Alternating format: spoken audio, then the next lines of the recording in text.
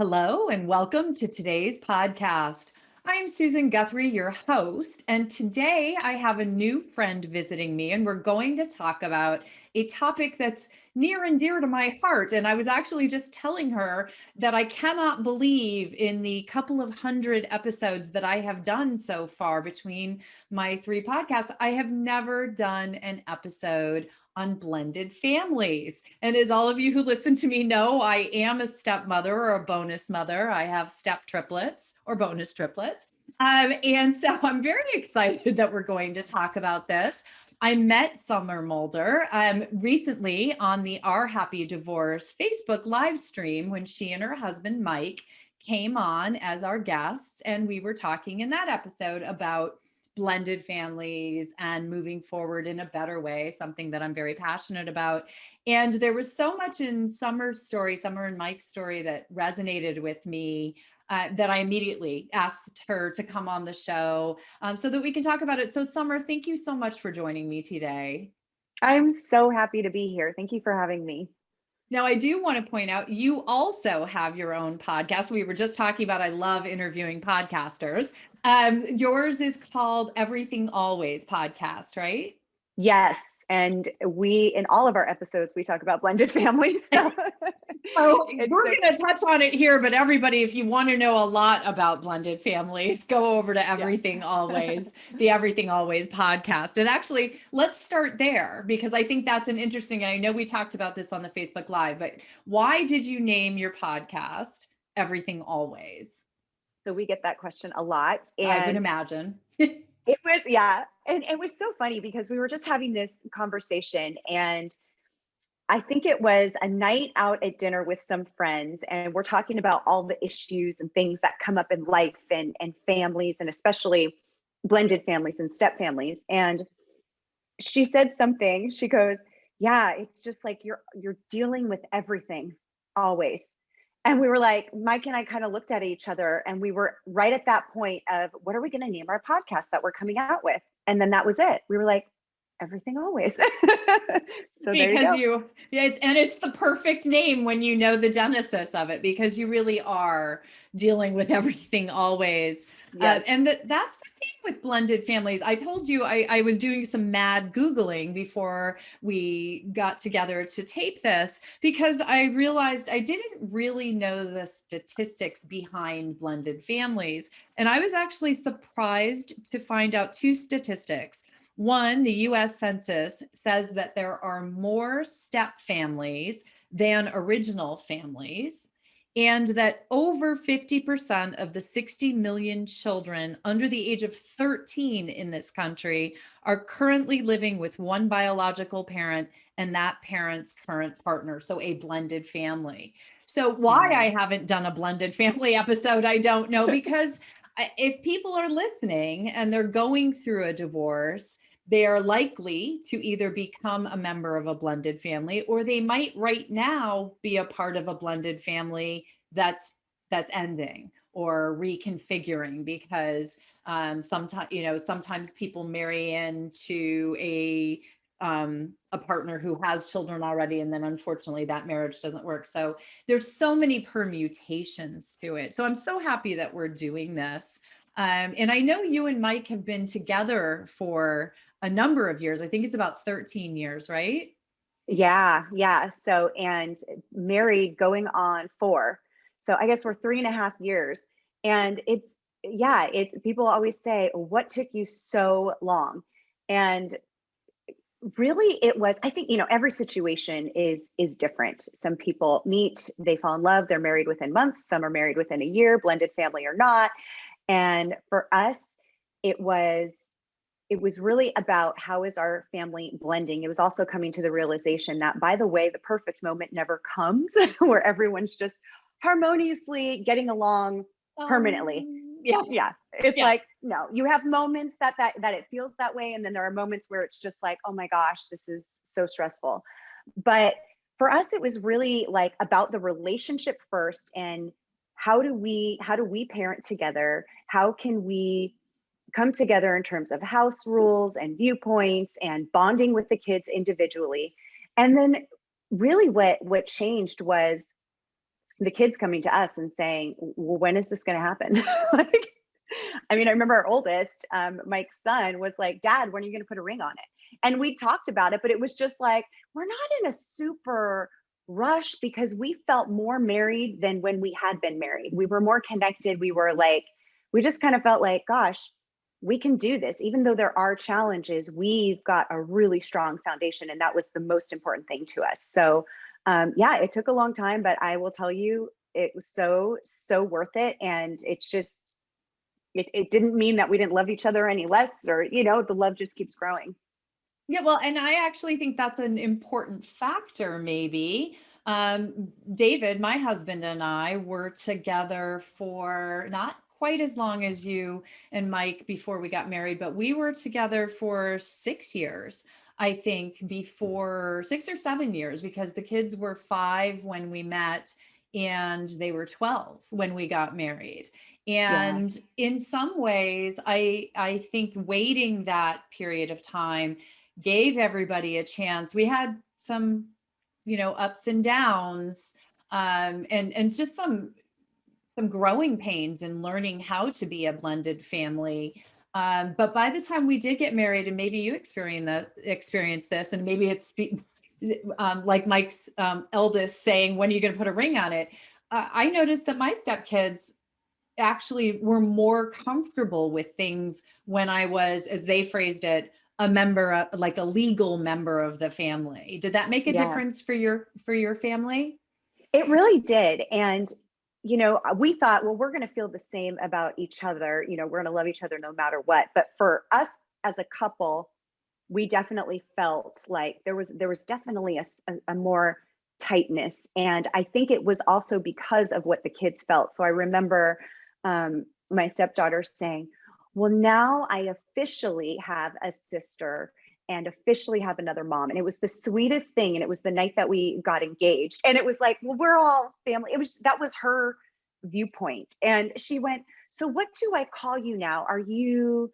Do I call you Summer still? Do I call you, like, you can call me whatever you want. You're not, it Yeah. was kind of like, do I call you mom too? Are you? I'm like, you just call me whatever you want. But we definitely, there was a certain officialness about our family for sure.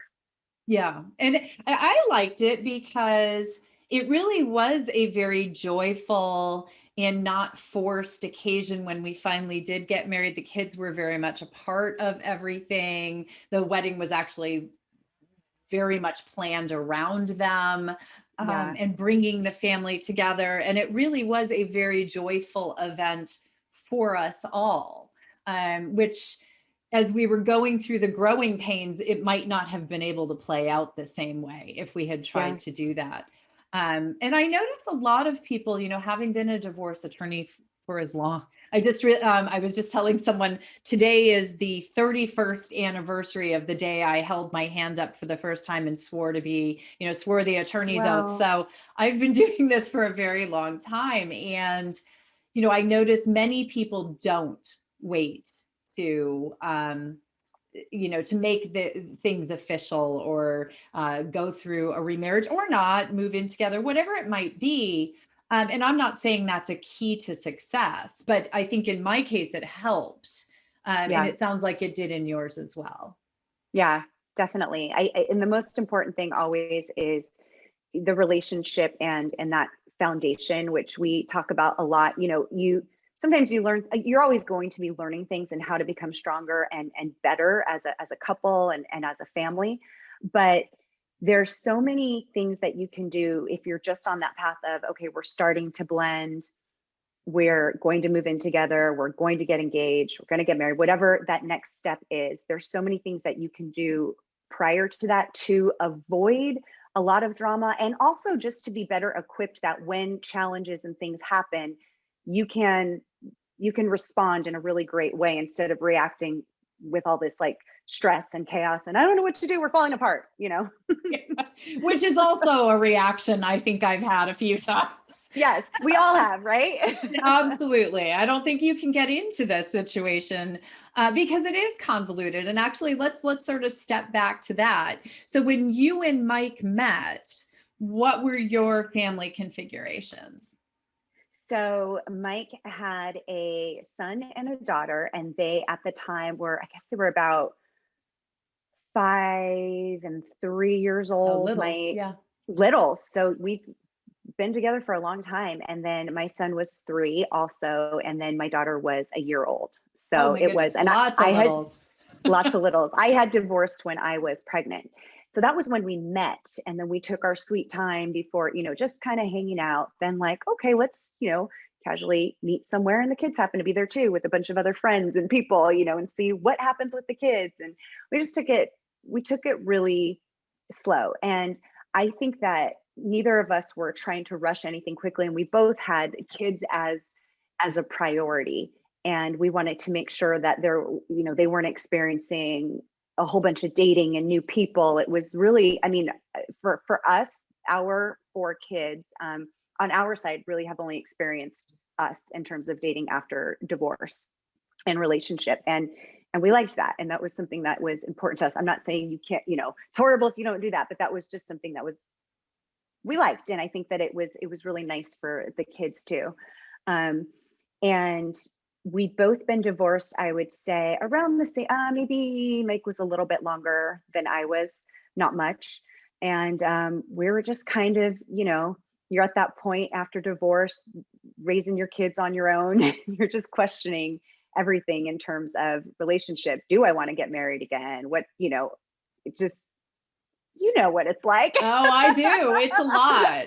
Well, and I didn't So have much. children of my own. I didn't have children with my ex.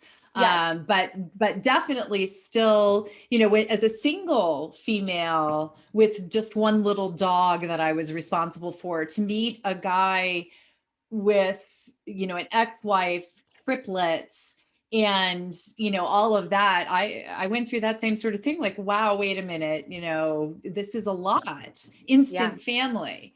And then there's that you just mentioned, and this rings a bell for me as well, because we did the same. I wonder if every blended family does this. We did the bumping into each other with friends, Yep. and the kids happened to be there. So they met me. I was with my best friend at a community fair, and David came with his kids, and, oh, hi, oh, there's Susan and Sharisa, say hello. And, that was the very first time I met the kids. They didn't know that David and I were dating until probably at least a year from that time. I mean, it was Yeah. at least another year into the future. We had bumped into each other a few times, but not doing. And I thought that was a good way to do it. It gave the kids a chance to acclimate to me as a person, Absolutely. and not, this new person in dad's life and their lives by reason of that. Right. Oh, for sure. I think it definitely makes a huge difference. I think we were about probably the same, maybe it was a year or so in, and our oldest, he was the one more perceptive just because he was older, was kind Sure. of like, hey, Dad, Summer seems really nice. You should date her. Would she be your girlfriend? And asking like these certain he's like, oh, you think so? Well, I'm And only it's going like, out with her because you said so. Yeah. it's so funny. And And it's like, there were times, because we would go out and then it was like, okay, now we're all hanging out. Kids are asleep. We can hold hands now, or whatever it was. But then gradually you could start to hold hands while they were there, and you're all on an outing. And it just became more of like, okay, this is what's happening. But I think slow is good because at any age, I would say it's definitely a little bit more complicated as they're older. So for us having the kids, it was an advantage that they were younger. Um, and most of them, I don't know if even our oldest really remembers too much his parents being together, but most the other 3 kids are just like, I mean, especially my daughter never knew my ex-husband and I together. So it made it a little bit easier. But at any age, it's always I'm a fan of going slow. yeah, no, I've told clients that, and that is an aspect of the show that I have had, just about introducing new people to your children. Because honestly, I have seen through my job and just in other people's lives, family members and friends, where, there is a tendency for us as human beings to crave connection after a relationship ends. And so many of us do have a propensity for jumping into new relationships. And it Mhm. feels really good because it's filling a hole in our lives. But it may not be filling a hole in our kids' lives, and it may not be a permanent relationship or a relationship that has legs that's going to last. And so sometimes it's a little bit better to leave your kids out of that. Um, Definitely. yeah. So you two had an actual interesting um, thing that was happening there for the two of you, because your kids were meeting too at the same Mhm. time, without knowing maybe that the two of you were dating. So how did they get along? Actually, so in the beginning, they really got along well. And it was kind of like, hey, are we going to see them this weekend? Or we want to see them again. And they got along really well because the ages were really similar. They were into the same things. So in the beginning, it was great. I think as we started to blend, our daughters always really got along. I think there was a short period of time once it was that one's going into middle school, one is still in, or one's going into, yeah, middle school, one's still in elementary school. And there's that kind of like, well, I'm older now. You're, I'm doing cooler things. But that was a Yeah. really short period of time. And they're ultra close right now. Our boys, that was the personality difference was they're very different. And while they liked the same things and could get along, once they started sharing a room, there were just things that weren't clicking. And that was what was extremely hard for me. And Mike would always be like, it's okay. They're going to get through this. This is temporary in the in the big picture. They're going to get along. It's okay. And if they don't, it's okay. This is just regular sibling stuff. And I used to get so upset when they did fight and be upset that they were sharing a room. And I would be like, well, maybe we shouldn't be doing this at all. This isn't fair to them. And it was really, really hard. And it was a struggle for me to see his perspective and say, well, this is an opportunity for them to learn. This is life. These are things that happen. It might be that they were blood brothers that and they just never got along. That can happen. And I started to think of it differently. And I was like, okay, and all we can do is be supportive and hear them out. And what can we do to make this easier for you? And then it was okay. Now we're at a place where it's like we can all be, having dinner, and the boys will joke. Boys, one of them's an adult now, but they'll joke about, do you remember, you used to annoy me so bad, do you remember that one time this, you remember that one time? And they're having those funny stories and joking around with each other. And it's like, oh, okay, we're here, this is good. We made it. Well, We made it. that's family, right? Yeah, that's Those family, stories, that's exactly. family, not blended family. I mean, I can tell you, the triplets are, I've always said they will fight like cat and dogs amongst themselves. Just don't ever take one of them on, because if you take on one triplet, you're going to get all three triplets Yep. coming Yeah. back at you. But that's siblings. So what did you do to help the boys? How did you support? You said you listened to them, but I'd Yeah. be interested to hear, do you think there were things that you did specifically? Because I bet this is something that comes up more often than what you said your daughters got along so well. Oh, for sure, for sure. So a big thing for us was family meetings. And, at the time, especially when they were younger, there was more time. As they got older, it was more like a week on, week off type of a thing. But when they were younger, it would be like 2 days here, 2 days, 3 days there, then 3 days here, 2 days there, but, all the different kinds of configurations. And so what we started to do was say, okay, this is what seems to be really important, is that two of the kids get alone time with just us where the other two aren't there. So let's try to coordinate that. Let's also try to coordinate it so that we have some time where it's just us as a couple. And then let's also make sure that we have the times where all of us are together so that we can continue to learn to be together and get through these things. So when we would get together and it was all of us, we would do a family meeting and we would talk about certain things. Mike and I would kind of run it, and then it would be like, pass the mic or pass the whatever it was. The Okay, it's talking your turn to stick, talk. right? The Yeah. talking stick, exactly. And let's talk about, we'd have like certain bullet points. What are you frustrated about? What are you really happy about? Like, what do you give us some positive things about our whole family dynamic?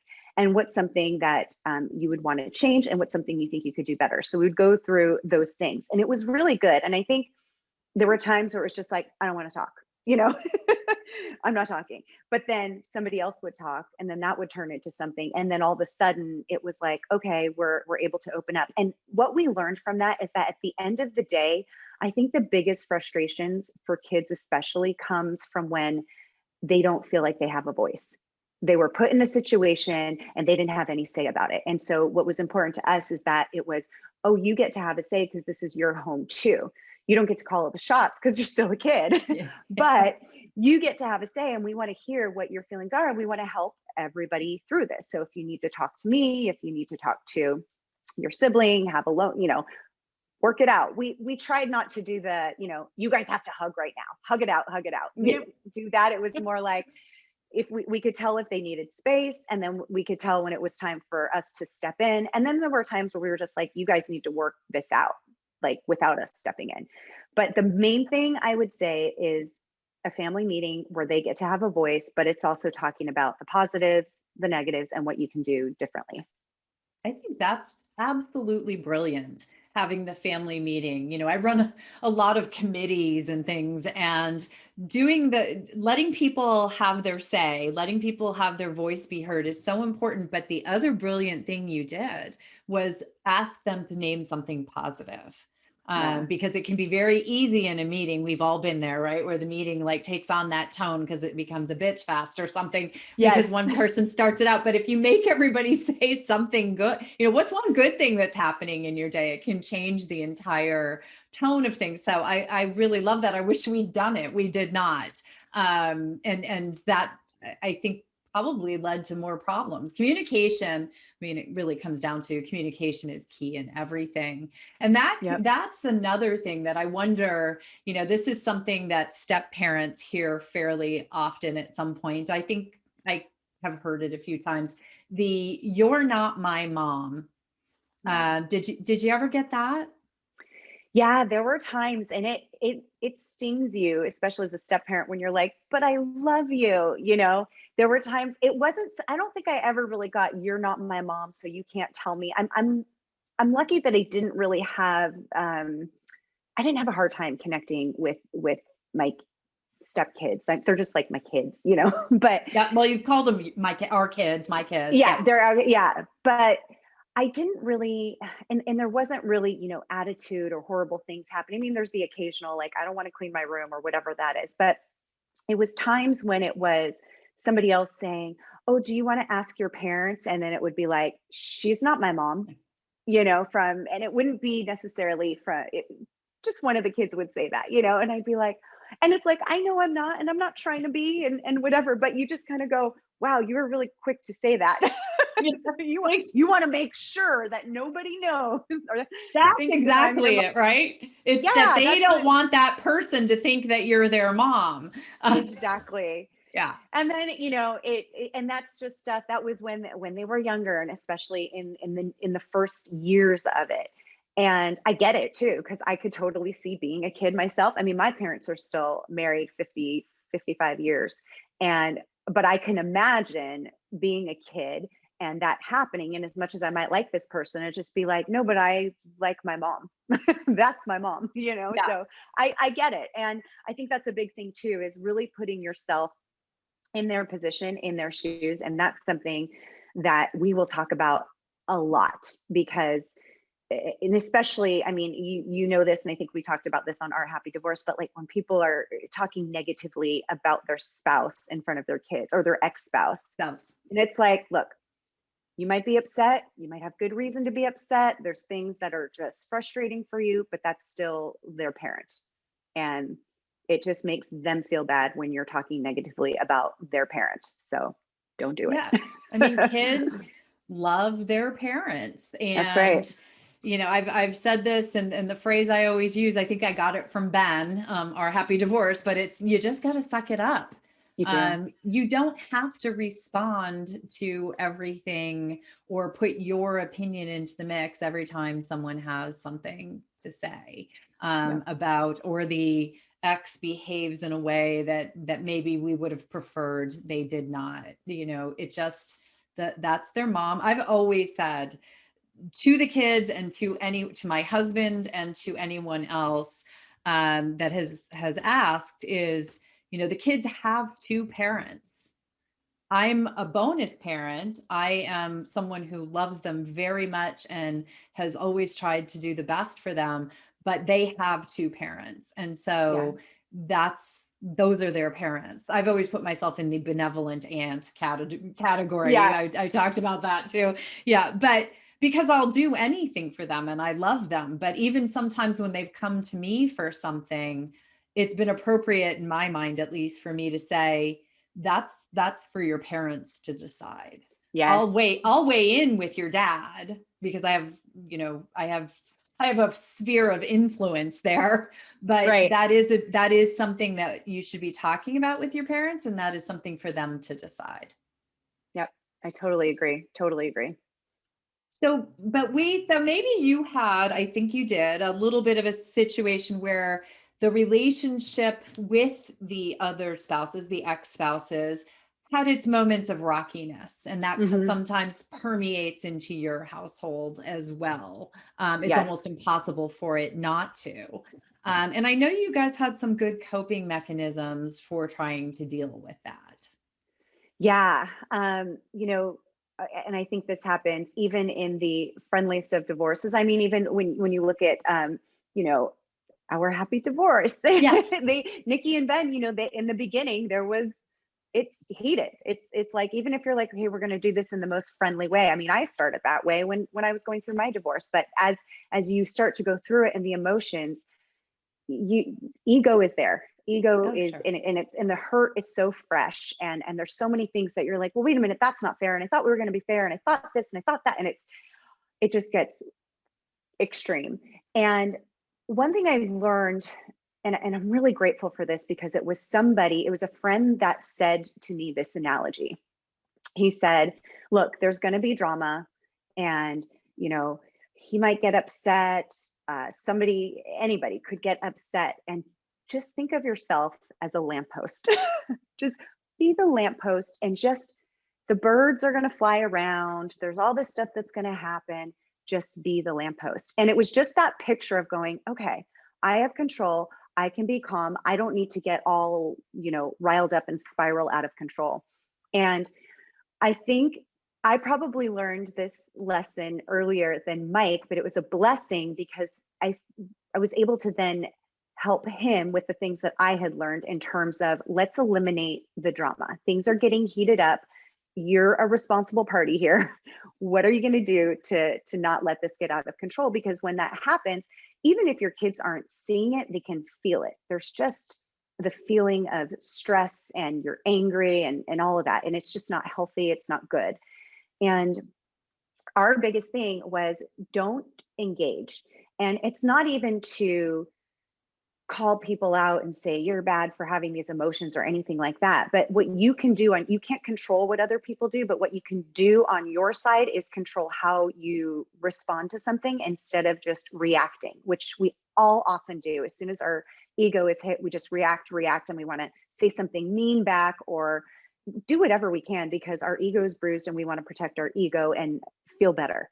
Hmm. But that doesn't actually accomplish anything if you can just pause, and count to 10, take 10 deep breaths, do whatever you need to do. Maybe wait an entire day before you respond, so that you are actually going to respond with something that's effective and actually moves the needle. Then it's going to be so much better for everyone involved. So the first thing was, don't engage in stuff that doesn't involve the business of your children. And if you can keep those boundaries in terms of, hey, does this involve the children's health? Is there an emergency? Do we need to square off on finances? Do we need to talk about scheduling? Things like that, and keep that calm, then you can actually be productive in your co-parenting relationship and eliminate so much drama. But often what happens is, judgment comes in when you're not getting paid as much as you want to be paid, or mean words are said when you were late picking up Susie or whatever, Yeah. whatever happens, No. it's, Yeah. those are the things. And then it just becomes name calling and all these things. So we always say, just avoid all of that. And if you there's even apps for this too, right? Like it can detect, this as an Yeah. attorney, there's apps that will detect the tone. Hey, your tone isn't right here. um, but like, is it, hey, can you pick up the kids at this time? Yep, great. No, can't do it, can do it, whatever. Just the business of the kids. If it's something like, you're such an a-hole, you were late again, all you do is care about yourself and your time and blah blah blah blah, and the kids are so, I can't believe that they have you as a father. It's the worst You're the thing, it's worst. all, Yeah. you're the worst, you're horrible, and I hope you rot in hell. I mean, like literally things like that happen. Oh, Those are I've the seen times them. when you just, yeah, Yeah. and those are the times to just be like, it absolutely does nothing good to respond to that. So you just ignore it. And oftentimes, if business really needs to be handled, it will get handled because the person will come around and be like, okay, can I pick the kids up at 3 tomorrow? Yeah. And it's like, all right, now I got to move on from this. Temper tantrum's done. But we all know, once you engage more in a temper tantrum, the more that it's going to be fueled and gets out of control. And hardcore damage can be done in those heated moments.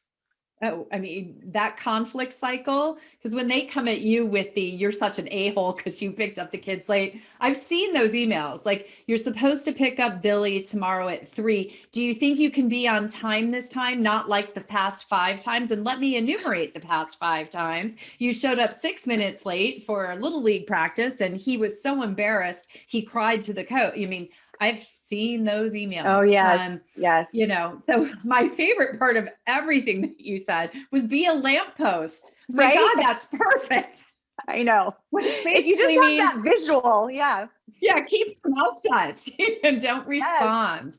And you're 100% right. You can only control your response to what is thrown at you. You can't stop that other person from all that spaghetti coming at you, but you can be the Teflon that it doesn't stick to. And, Exactly. one of my favorite things is Bill Eddy's book, Biff. Be brief, Yes. informative, friendly, but firm. In fact, Bill's coming on. Big news, everyone. Bill's coming on because he's revamped Biff just for co-parents. A new edition of Biff is coming out, and he's going to come on the show, and we're going to do some examples of like how you should actually respond to certain emails that I've pulled together from some of my old files. So that'll be a fun episode, everybody. But That yeah. is genius. I love that. I love that Oh, so he's the much. best, right? I mean, I remember being a divorce attorney and just handing that little book out to clients as like Yeah. candy. And that is difficult. And the interesting part is that you were then able in your blended family to help Mike with it as well, right? So the knowledge and the benefit of that knowledge got to work through to help 2 families, because Yes. then it helps in dealing with the other co-parents as well, because it can be a very difficult thing when you have more, you have all these multiple families, I'll call it. You have mom's house, mom's house, which is with dad's house, which is then dad's house. They may have new significant others. They may also have more blended children. They may also have more biological children that are now half siblings. And many times the houses have different rules and different guidelines. And that can be an issue. And did you guys face that as well? Because we certainly did. Oh, absolutely. Yeah. And that was a big thing too. Not only, coming together as a couple, you have different rules and different things that are important to you just when you were parenting on your own. And now you're coming together and creating new house rules together. Then you've got kids coming from, especially for us, it was 2 kids from each side coming from different households and then coming back to our house. So there's always this readjustment period. And I used to have, guilt, like, okay, well, these are what our rules are, but these 2 don't have to do this at their house, and these 2 don't have to do that at their house, or these 2 have more things going on at their house and not at this house. And in a perfect world, you would all be on the same page, like, hey, all co-parents involved, like Ben and Nikki probably do this. But it's like, let's all be on the same page and at least have, these similar rules for everyone. But it wasn't that way for us, not at all. And it was frustrating. Mike and I were very much on the same page when it came to certain rules and consequences and here's what's going to happen. But it was very different. Then it was just like, okay, this is going on here, and then this household over here has really not many rules at all. And again, it's not even judgment on that, it's just different. And then but it causes frustration, because for kids it's frustrating because they're like, well, I can do whatever over here, but now you're telling me I can't here. Or, oh, cool, I get to do more here than I got to do over there. And it's confusing for everyone involved. So the mindset we kind of had was not kind of, but had was like, when a kid goes to school, different teachers have different rules in the classroom. And now the whole school might have, here are the rules of conduct. This is how we operate here. But different classrooms will have different rules, and you respect that teacher. If you go to a friend's house for a play date, some house might say, hey, Mrs. So-and-so says you have to take your shoes off when you come inside. Okay, great. So this house, you don't wear your shoes inside, or you put your dishes in the sink. And maybe this house is like, we don't care. It's part of, it's actually, I think, a good thing for kids, because they're actually able to adapt easily to different situations. And we started to look at it that way, as like, you know what, they're actually going to be more capable because of that, because they've got to learn how to adapt from this place to this place, and learn how to get through those frustrations, and learn how to really kind of, what's the word, just be respectful of where you're at, even if it's different in different places. I hope that makes sense. No, it actually makes perfect sense. And I think I agree with you, because we would run into, I mean, some of them were big things, some of them were little things, right? And they would be something, I mean, this is the silliest thing in the world, but like, I'm one of those people that believes the reason toilets have lids is you're supposed to put the lid down when you're done using it. And Right. in other households, I know that's not as big a deal. Yeah. And but we went through like a huge amount of back and forth on that. And, one of the things I had to learn, honestly, is I had to lighten up on it. Whatever, go in there and tap it and push it down if it's really that big a deal. But it also was things like, whether the room was clean or whatever. And a therapist finally said to me, like, just don't go over to that side of the house. Just leave it alone. And I'm like, Yeah. but what if there's something growing in a corner? And they're like, just let it go. It's so true. You start to learn what is really important and what's not. Now, when they're little and you're first blending, I think those things are so huge. I was the same. It was just kind of like, why so messy? Why the laundry basket's right there? I mean, you could just put it right there. And really, the drawers should be closed. Why are they all open? Why are all the cabinets open in the kitchen? When you get a glass, go shut the cabinet. Things that I was just like, it's so easy. And I would get so frustrated and say, these kids are going to be horrible adults. They're not learning anything. Like, they've got it. But they grow, and you start to realize, okay, this thing isn't that big of a deal. And we had, it's so funny. I mean, we had back and forth things too, like, you guys make them make their bed every day, and that's ridiculous and so unimportant. And we were like, but we think making a bed every day is an important, good thing, and that's just our thought on it. So it just started us thinking, like, look, nothing is bad. I mean, there are bad things, but on the scale of things that are bad, it's not a horrible thing. It's just different. And kids are just going to naturally adapt to, well, now I'm the kid. We have kids that are just like, I make my bed every day. And then there's some in the family that are just like, still not going to do it. Yep. Still going I to put my think we laundry have those as on the well. floor. Yeah. Although I will say, the one who used to leave his room, wait, one of them still leaves his room, like, I just won't go in it. But the other has turned into one of the neatest people that I know. So you never know where they're going to end up. But I think the other important part out of that was, at least for me, and it sounds like you had a little touch of it, is I had to learn to pick my battles. I had to learn that things weren't always going to be my way as well. Yep. And that there had to be a certain amount of give and take all the way around.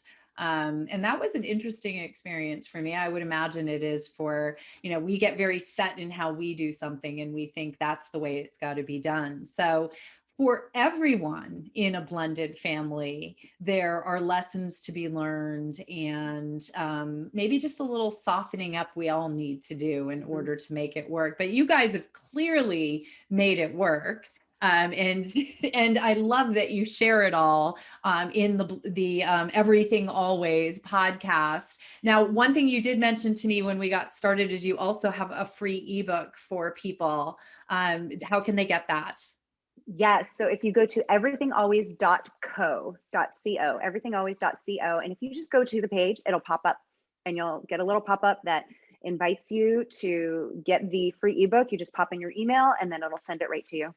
Wonderful, because I know our blended families out there are going to want a little more direction on this. But Summer, thank you so much for joining me for this episode. I loved getting to take a little bit of a dive and hearing that someone else had some of the experiences I had. Actually, even for me, who does this every day, makes me feel a little bit better. And in the end, one thing I'd like to say to everyone out there who's struggling in a blended family, the one of the best gifts I ever got in the world was my bonus kids, and I couldn't love them more if they were my own. And the relationships that I have with them today are among the most important relationships ever in my life. So it is worth learning to soften up and Yep. be a lamppost at times.